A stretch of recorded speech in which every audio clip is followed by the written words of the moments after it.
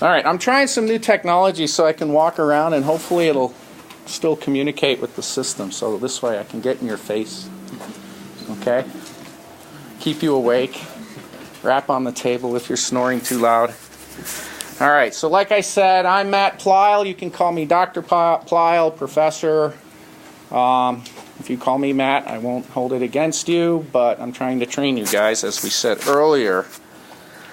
That's an old picture of me when I had more hair. I like that picture.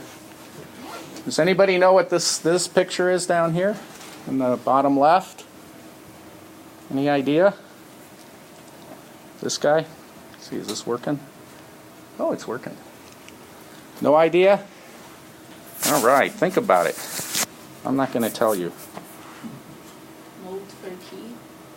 A mold for a key. Oh, that's a good idea. Could be, but it's not.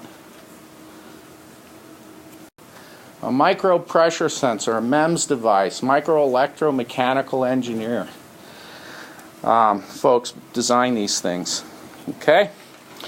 So I'm not going to go through this boring outline here. We'll just get through it all by the end, hopefully, of this lecture. So who am I? All right, who's Matt? Well, I have a PhD, but I don't have it in engineering. Okay, so they hire people who don't have degrees in the courses you're taking. I'm a physicist. Don't hold it against me. I'm from Texas Tech. Don't hold that against me. It's a good school. They do some cool engineering stuff there too. I worked a lot with engineers, okay, both in graduate school. They made some materials, and I did the analysis on it using time-resolved spectroscopy. I counted photons. That's always fun. All right, so I got my PhD at Texas Tech, and then I worked 12 years in the semiconductor industry at Texas Instruments and Philips Semiconductor. So I worked as an engineer. Okay, a process engineer, then an equipment engineer. Okay, and I was a manager for a while. I was a supervisor. So I did just about every job you can do in semiconductors, in the making of semiconductors. Okay, not in the design side, but in the fabrication side. That's where most of the jobs are, is in making things. Okay, so it's in manufacturing, right? So I've got a good background in that. And then I started teaching at C&M. Okay, we started a MEMS program there, Micro Electromechanical Systems Technician program. I got a grant from the National Science Foundation. I've had that for 12 years. Okay, so I've been in education for about 13 years.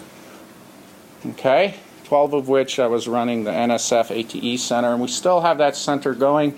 We moved it from C&M to UNM in 2008. Okay, so that's some of my background. That's our logo. If you Google Southwest Center for Microsystems Education, you can come to our website. And we have a lot of interesting stuff there if you want to do engineering on a very small scale. So engineering on the head of a pin, right? Instead of building big things, you can build very small things. All right.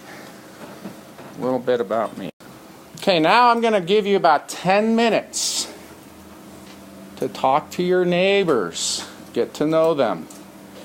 Okay, so groups of 3 to 4. Okay, find out what their name is, why are they in this class, what interests they may have, okay, what they do, what do they want to do in the future, and then if you want to, you can exchange contact information. Now, I want to encourage you to study in small groups. Okay, it makes life easier. You're going to do some hand sketches and things like that early on in the semester. Okay? Well, when you draw something, you know, show it to your study buddy, see what they did, and go, well, mine looks different, and figure out why. Okay? Does anybody ever engineer anything completely by themselves anymore? Very, very seldom, right? The Unabomber did. He didn't have a team. That's why it was so hard to find him. Okay? But my point is, work in groups. Okay? Work in small groups. You like that joke? I should do stand-up. No, not really. So I want you to get used to that. You will have team projects towards the end of the semester. You'll have a major project, which is like 30 or 40% of your grade. You're going to present. We spend the entire week before finals doing presentations during lecture and lab times. So each team gets about 15 to 20 minutes to present. So that means everyone on the team has to talk. Okay? How many of you had public speaking already? All right, you can help everyone else out on your team, right? Practice. Practice, practice. All right, go ahead and talk to each other. Find out some information. I'm going to pick a few of you at random and have you introduce somebody that you've interviewed, okay? So I'm not going to pick on you guys to introduce someone. I lied, because that would take like 3 lectures. But we do have an online thing where you have to introduce yourself, and that's due like tomorrow night. It's one of those discussion things. So how many of you have done a Blackboard/Learn class before? How many of you have not done that? Okay, so your homework, for those of you who haven't worked with the online system, and I'll give you a tour in a few minutes, but your homework is to go onto the UNM site, and there's some nice little tutorial videos and help things, and listen and learn how to get into Blackboard, how to submit assignments, how to take quizzes, okay? Because we're going to do almost everything online, okay? Because I don't want paper. I lose paper. Now what's nice is there's a timestamp when you turn it in and all of that stuff, okay? Great. Okay, the syllabus isn't written in stone. I change stuff all the time. It's more of a guide, okay?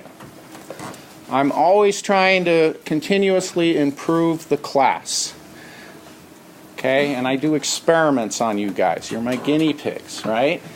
So I might try something different, okay, to see if we can improve engagement, learning, okay, make it more fun for you guys, right? You having fun? Yeah. Oh, you liars. You will have fun. You will work hard too, but it'll be rewarding, I hope. So Anthony and I are always talking, trying to figure out better ways of doing things to keep you awake in class. Okay, so you can see on the bottom there, we're going to add a unit on 3D printing. We do have some 3D printers now in the ME department. Finally. Architecture's had them for years. CNM had one 15 years ago and then didn't use it. Don't know why. But 3D printing's pretty cool. So some of you will use the 3D printing facilities here for your project. Did you have a question? Are you doing additive manufacturing as a whole, or is it just specifically 3D? Just 3D printing. This is a design class, so you'll be drawing a lot of stuff on the computer and learning how to design things and do tolerancing and dimensioning and that sort of thing. 3D printing is just a nice way to realize something that you've drawn in PTC Creo. Okay? All right. So the syllabus is posted. I'll show you where that is. You guys can read it. We can go over it next time. Attendance and homework. Attendance is mandatory. Now I do have a student that's on the UNM soccer team. Yay! So I'll be working with him. He's the only one allowed to miss class. Okay. But everyone else has got to sign in. You don't sign in, you're not here. I don't know how many times I get a student coming up and saying, oh, I was here last week, but I think I forgot to sign in. Can you check? And I won't check. Okay, you're here, you sign in. Do it early in class. I'm going to start picking these up after about 5 or 10 minutes into the class to encourage you to be on time. Okay? Don't try to sign in for someone else. If I see you signing in twice, I will probably try to get you kicked out of the class. It goes to integrity. That's the only thing you guys really have is your education and your integrity. If you screw that up, that's not a good thing. All right. We will deduct for missing classes. But the really key thing is if you show up all the time, if you're like borderline between a B and a B+, I'll give you the B+. But if you miss 5 classes, no way. Okay? And I don't care how many decimal places close you are. I won't bump you up unless you come to all the classes or most of them. Most being like 98%. Okay? Homework's due. Usually you get a week or so to do it. The little stuff you'll do right away. I'll have you do things at home this semester. I'm trying out some new techniques. We'll see how it goes. Where you have to do something at home, and then when you come to class, you get quizzed on it. Okay? So we're going to try that. How many of you have eye clickers for other classes? Do you have how many of those have the version 2s? A few of you. Okay. I'm thinking about integrating eye clickers with the course. I may not do it till next semester. God, nobody's complaining. So I should do it this semester? You don't know what it is? It's kind of like a TV remote control. I can ask questions in the PowerPoint, and you guys can answer it. Okay, you can work in groups and answer as a group, that kind of thing. Or discuss it and then answer together. So eye clickers are kind of fun, I'm told. Especially with large classes, because it's really hard to get interaction going. Am I making you dizzy by walking around a lot? Is this common for you? Or you want me to stand behind a lectern and drone on and on? Okay. All right. Complete reading assignments before class. That's the whole thing why I'm really strongly considering using eye clickers so I can test you on your homework abilities and prepping for class. I know everybody tells you this. If you read the chapter before the lecture, you get more out of the lecture. How many of you have heard that? How many of you do it? That's what I thought. I was the same way. But it's a good way to do it because when you're in industry and you have a meeting, it's really good if you prep for the meeting, right? What's the background? What's going on? What are some of the problems? What are potential solutions? And then when you go to the meeting, you're prepared and you can contribute. And your boss will like that. You'll get more work because of it. But eventually you get paid better. Okay, there's a few times where you write something up or you may refer to something in a discussion or whatever. If that's the case, cite it. Now you will be citing things in your project report, okay? So use the proper style. There's an IEEE style, which is really complicated. But you can use, what is that, MyBib, right? You guys know about that? Yes or no? Yes. Okay, if you don't, ask somebody next to you what it's all about. Basically, you can type in your reference online and it'll spit out the proper formatting with italics and all of that. Yes, sir? So with that, do you care what format we use for citation? Just as long as it looks like something out of a paper or journal article. Okay? I don't want just an HTTP/ and a bunch of stuff and no title, no name, know when you downloaded it, that kind of thing. Let's see. Everything's on UNM Learn. I will try to post everything on Learn, and when I add something, I usually put an announcement, but it's your responsibility to look at the modules, and we'll do some of that. So here's some examples, back to your question. Okay, so this is kind of what an online reference should look like. Right? Name, if there is an author, half the time there isn't. Okay? And then the website. And typically these dates are when it was downloaded, one of them, and then the other date, or when you looked at it, and the other date is when it was put up there. Sometimes you don't know that. I'm getting really annoyed with people not putting dates in their blogs and stuff, because am I reading something that's 12 years old? Okay. So MLA style is fine. The IEEE style manual, there's a link to that in the online Learn system. If you're going to go into research and write papers, you might want to look at that someday. It's a really long document. You need to get to sleep. It's a good one to read. Okay, you're going to do a lot of drawings. You're encouraged to work in teams, right? Teams. You're going to see me say that a lot. The students that do the best at UNM engineering are the ones that work in groups. Because you can spend 6 hours trying to figure out how to approach a problem. And if you're in a study group, somebody will go, well, let's try this. And then you're done, right? So, no pain, no gain. Well, too much pain, you won't gain anything. Okay. I put rubrics up, right? You know what a rubric is? It's like a little grid. So did you do this? Did you do this? Did you do this? And then I select how well you did it, and then it spits out a score. I have to do that because I got 90 students. Maybe I'll have 100 if Anthony's successful. Oh, shit. No, that's okay.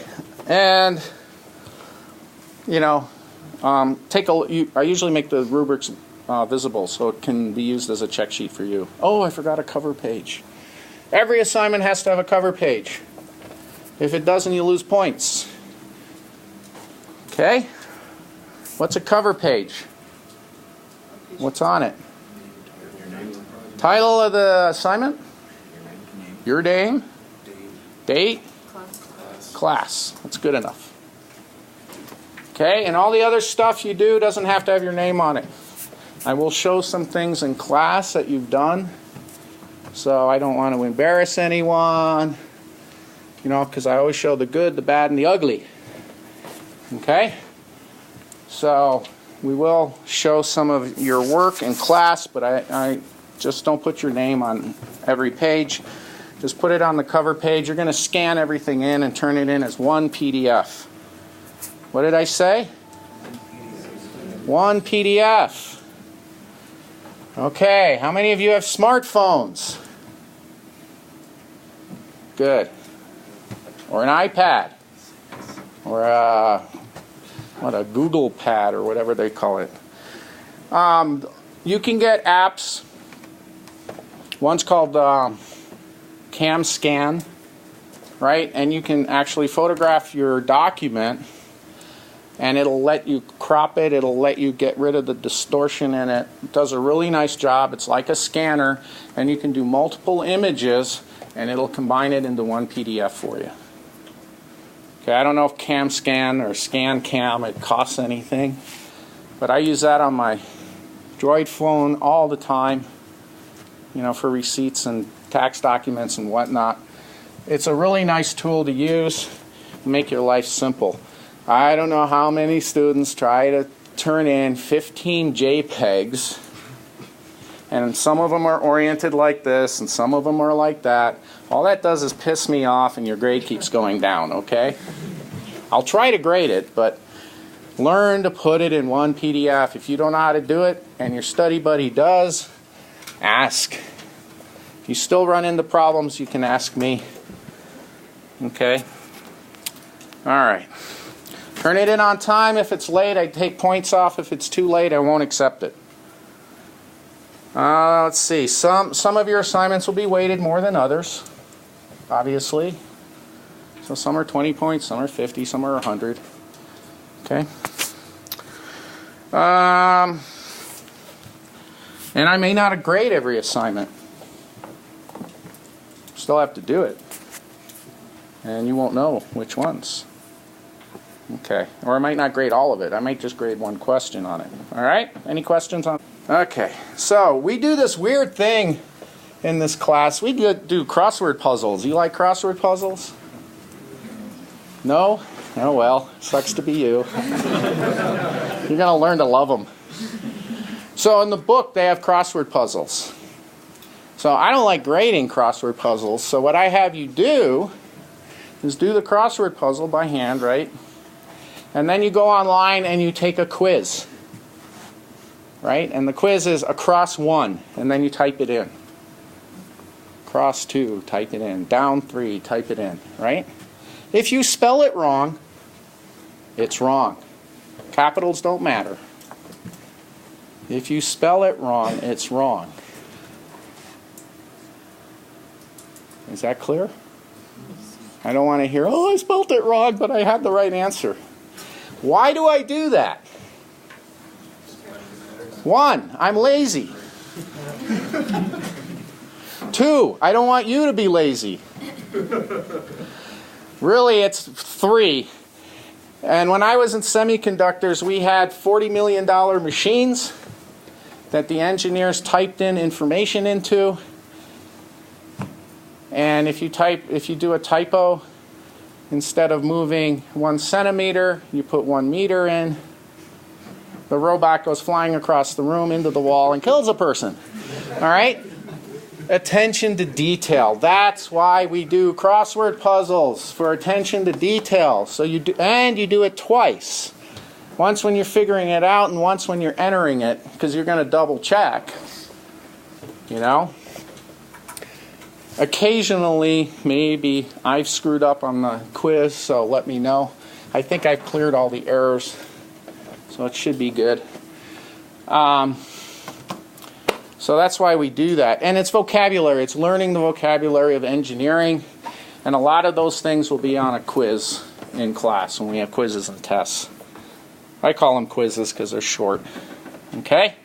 The video exercises you need to do. Okay? You get a DVD with this book. How many of you don't have the book? What's the deal? When are you getting the book? In a couple days? Buy a new one? How many of you bought a used one? Good job. It's going to be missing half the pages and you may not have the DVD in it. So rip the DVD from your study buddy. Okay? You can copy it. It's fine. But the homework are tear out sheets, and a lot of students tear it out, do the homework, scan it in, and then they sell it back as a used book. And then you guys get screwed when you buy it. So I always say buy a new one. They're only like, what, 40 bucks? How much are they charging now? 50. Wow, it's a popular book. It used to be like 35. All right, so make sure you get the DVD or copy it. Okay, enough said. Okay, we're going to have online and class quizzes. So in class and online, some will be at random. So if you don't show up that day, you know, and don't have a medical excuse, you're out of luck. Okay, so questions are about terminology. You might have to do a sketch. You may have to critique a drawing. I may put a drawing in there and say, okay, what's wrong with it? And then calculations, tolerancing, that kind of thing. You'll learn more about that. Online quizzes may only be open for a short period of time. Okay, so Anthony likes to use that in lab. So he'll probably have a quiz, and he'll use that as attendance. Because he's got computers, right? So you'll log in to Learn, take a short quiz, and then he knows that you've prepped for class and that you've shown up. But those quizzes may only be open for a few minutes or 20 minutes. And then he'll put the question on the board, and the quiz will be, what's the answer to question 1? A, B, or C? And if you're not in class, you don't know what's on the board. So don't try to scam the system. I know you're engineers and you like to hack things, so we're trying to keep you from hacking.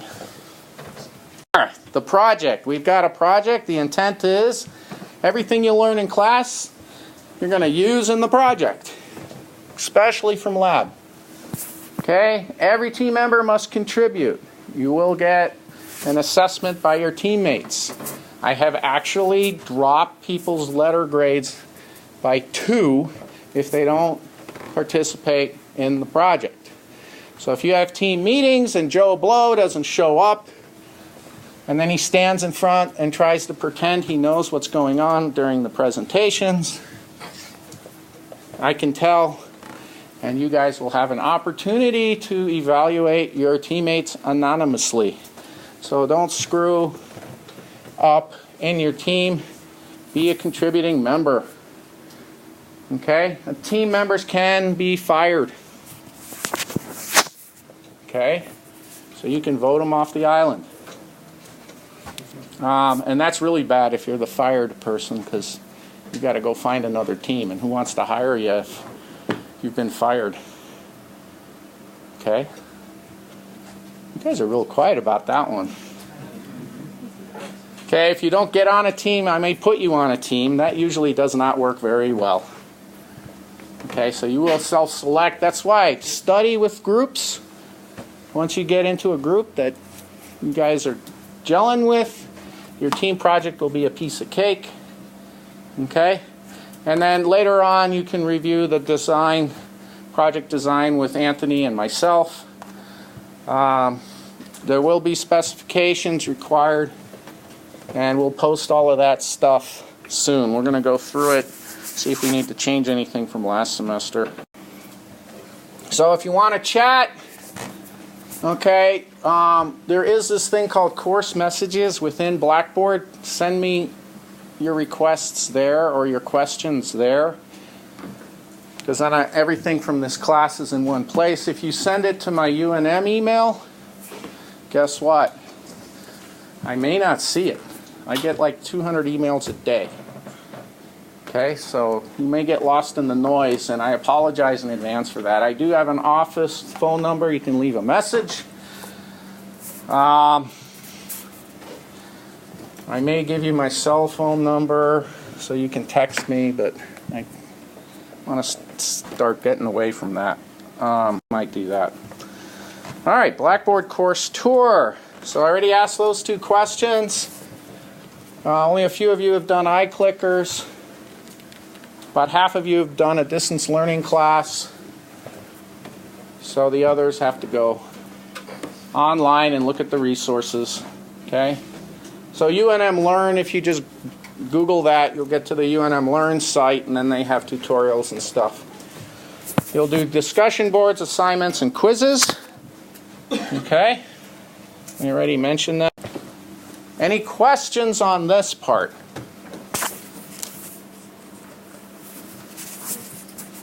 Oh, you can't read the whole quote.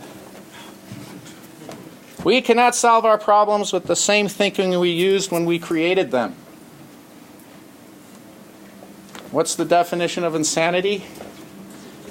You do the same, you try to solve the problem the same way, and every time you do it, you expect different results. Okay? Who is that funny looking guy? He's a physicist. So. Second smartest man. Second smartest man? Who's the first smartest man? When they asked Einstein what it felt like to be the first smartest man, he said, "I don't know, glass Tesla." All right, so we're not done yet. We still have 2 minutes.